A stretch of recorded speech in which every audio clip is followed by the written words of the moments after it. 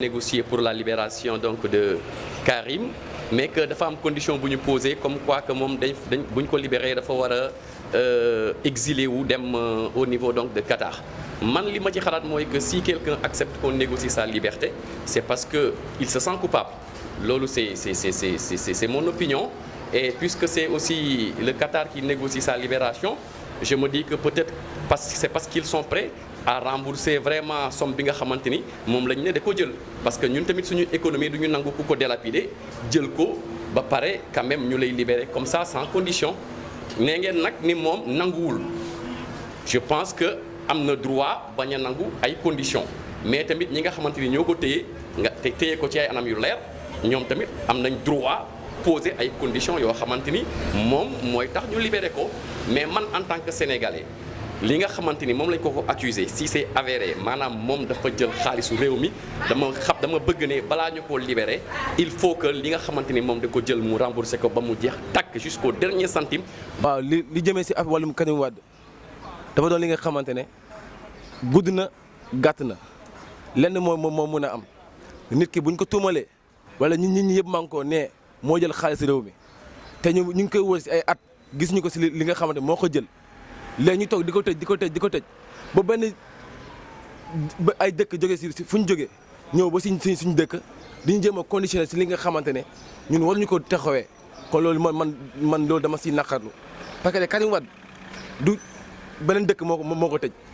état Sénégal moo ko tëj na justice def seen yoon topp ko si ay daanam bu dee moom moo ko jël nañ ko atte bu dee jëlu ko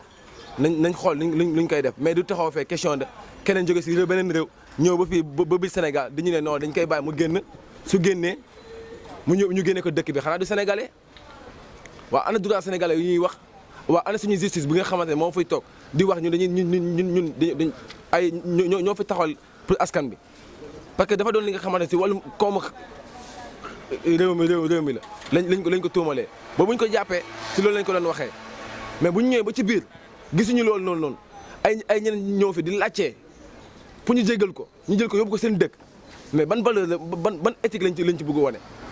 mais léegi ana suñu justice bu gars yi di wax saa su nekk depuis jamono Senghor depuis 1960 ñu ngi ciy wax justice mais ana justice boobu noonu. Diop, je suis étudiante en L1 en droit. En fait, par rapport à l'information que nous avons, je pense que le fait que waa Sénégal ait conditions pour libérer Karim Wade, ça confirme que le procès c'est un procès politique. Parce que, étant donné que Karim Wade est un candidat, si nous libéré, nous pouvons accéder à Ngourbi.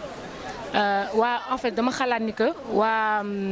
gouvernement dañoo xaw a am tuuti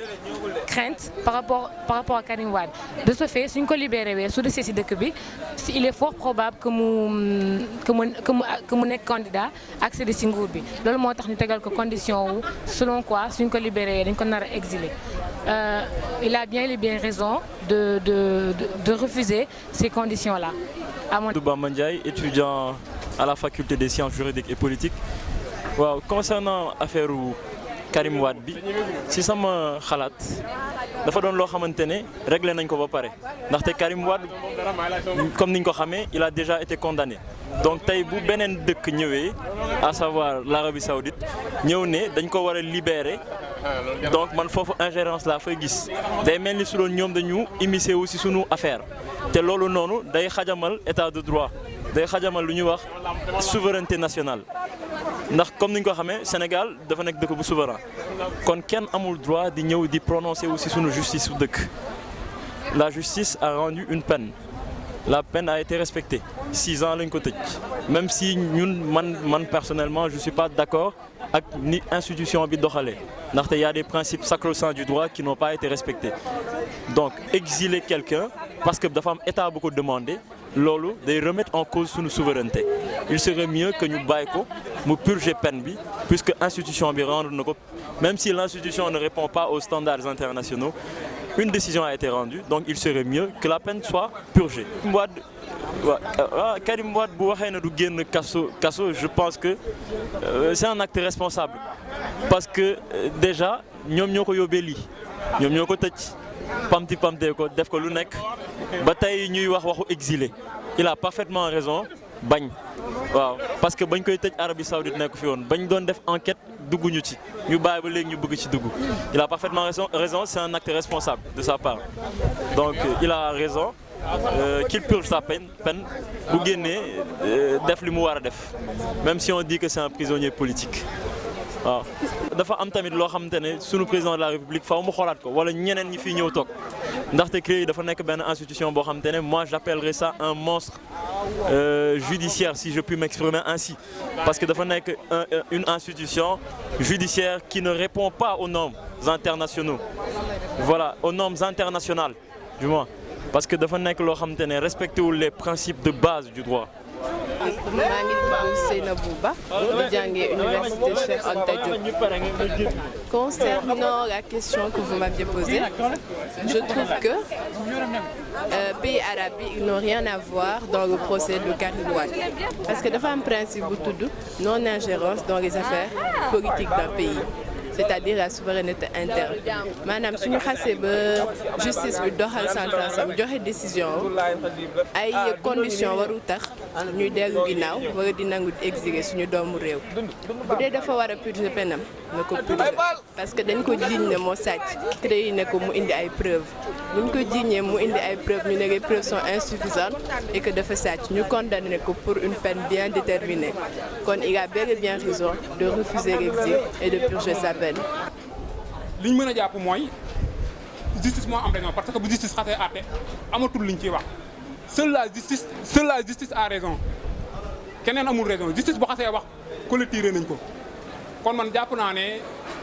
amuñu beneen organisation wala pays bu mu mën di nekk warul mën a s'insérer ci suñu exercice de justice parce que la justice a des dents tranchées débat boobu pour man dafa wala dañ ko war a collecté waruñu mën a am benn organisation boo xamante ni wala pays day jóge fële di wax pour ñu libérer koo xamante ni dañ koo jugé ci dëkkam àtte ko ci dëkkam condamné ko mu ba muy purger penam ba nga xamante ni 1 an de prison moo ko defee ou 1 an et demi kon duñ nangu beneen organisation ou pays ñëw di s'insérer suñu exercice de justice loolu nekkul lu ñuy nangu parce que jëmalul suñu justice kanam parce que justice defe naa boo xasee àtte rek ba joxe pen amatul luñ ciy wax Karim Wade benn possibilité la ñaari possibilité la amoon soit day purger peine biñ ko condamné soit grâce présidentielle la mën a am te defe naa kaaw grâce présidentielle bi exécuté nañ ko déjà parce que 4 avril bi passé ñi ngi doon xaar pour président gracier ko mais amul li ci des muy peine bi muy war a purger elle est en cours il a déjà fait 4 ans de prison donc yaakaar naa amatul luñ ciy wax mais am na tamit lu may dolli ci état du Sénégal parce que nee ngeen dafa jox condition Émirats arabes unis comme libération Karim Wade day dépendre ci exilam man dama doon laaj état du Sénégal pourquoi muy nungu libération Karim Wade di joxe ay conditions ba pare condition boobu di nekk exil question boobu laay posé état du Sénégal pour quelle raison mu bëgg a exiler Karim Wade. lan moo tax benn organisation jóge fële ñëw fekk yoon trancher les litiges ba pare c'est-à-dire la justice sénégalaise wax ni Karim Wade bon dafa war a tëdd une peine temps la peine est déjà encourue moom mi ngi koy tëdd je pense que war na tëdd 3 ans wala 3 ans yu teg si je ne m'abuse donc pourquoi état du Sénégal di nangu beneen organisation ñëw intervenir alors que la population bi nga xamante ne amoon nañ ci part de responsabilité dès le début nga xam ne mooy citoyen yi ñaan nañ am ñoo xamante ni xeex nañ ci am na ñoo xam ne daj nañ ci lu ne mënuñ leen ko nangul di ko nangul ay arab ban intérêt lañu am ci loolu de 1 de 2 moo di même si fekkee nangu nañ ko pourquoi donc ñu koy nangu sous condition c'est-à-dire wax ni Karim Wade dafa war a exilé wu pour ñu mën a accepter sa libération donc cela veut dire que du début il y avait de la politique donc la question était politique jusqu'au fin aussi il cherche à politiser les choses pourquoi parce que ñoom il cherchait à le condamner nañ ko mais sous la règle de la justice lañ ko condamné donc bu fekkee ne wóolu nañ justice sénégalaise nañ bàyyi justice terminer l'affaire au lieu que ñuy xalaat ay intervention beneen pays. mën nañu wax ni yëpp Sénégalais la ndax buñ nee ne Karim Wade dafa lekk xaalis réew mi ba jàpp ko yaakaar naa buñ koy libéré loolu droit la bu ko neexee am na droit gracier ko mais nag di ko gracier par condition loolu ça suppose que ni kon li ñëpp doon wax naan jàpp Karim Wade c'est purement politique lii nii deful lu dul wane loolu dëgg la ñun d'accord nan mu gracier ko mais pas mu ànd ak condition que mu génn Sénégal parce que Karim Wade c'est Sénégalais comme tout le monde kon war naa bénéficier aussi grâce. Parce que Karim a le droit de refuser parce que avant tout il est sénégalais comme tout le monde donc pourquoi il doit s'exiler? Si le président veut lui pardonner bon il n'a qu'à le faire quoi mu baal ko mu génn bu fekkee tamit da ciy xool ay questions politiques xool ni Karim est un potentiel adversaire moo tax mu bëgg ko exiler. Je pense que c'est pas une bonne idée parce que Karim après tout son père est sénégalais même su fekkee ni yaayam française la son père est sénégalais d'après ñun li ñu jot a jàng ci droit mu tuuti mu néew droit du sang dafa am une fois que tu as la nationalité moom droit du sang la droit du sol Karim bi doit bénéficier du droit du sang comme son père est sénégalais nag donc il est sénégalais il doit rester ici au Sénégal su fekkee daf ko bëgg a baal bu mu fi nekk di wut yenn conviction que quoi que na exilé wu wala na ko si par ay conditions daal en fait je suis apolitique Karim il a des comptes à régler avec les Sénégalais voilà foog mu toog fii ñu xool qu'en est-il CREI yi ba fan la jëm condition CREI yi foog ñu yeggali ko tamit ba xool jusqu'à la fin s'il est victime ou bien s'il a été accusé à tort ou bien si les victimes aussi ñu xam si dara daal moo gën mu naan day exilé wu parce que su exilé une fois que tamit mu dem tamit dootuñu ko gis parce que am na fi cas yu bëri yoo xam ne noonu la demee. man si c'était moi sax j'allais refuser parce que pourquoi s'exiler léegi moom su exilé ba du ñëwaat nag léegi nag et les milliards dont on l'accuse kan moo koy setal wala kan moo koy tilimal foog moom tamit mu toog mu ñëw fi ñu mën a xam foog ñu juger ko nit ñi mën a xam ndax liñ ko diiñ ndax moo ko def wala defu ko quand même mais su demee tamit ça sera une peine perdue parce que n'oublions pas que dans ce procès l'État a perdu des millions. Parce qu'il a pris beaucoup d'avocats, de même que Karim lui-même. Donc il ne faut pas que tamit ñu ne fi di jouer avec la conscience des Sénégalais quoi. C'est pas le moment de dire que mu exil loolu yëpp man je pense que c'est des faux débats. Si le président ou bien le gouvernement dañ ko bëgg a baal nañ ko baal moo gën quoi moo gën ñu ne fi naan dañu bëgg mu exilé wala mu lii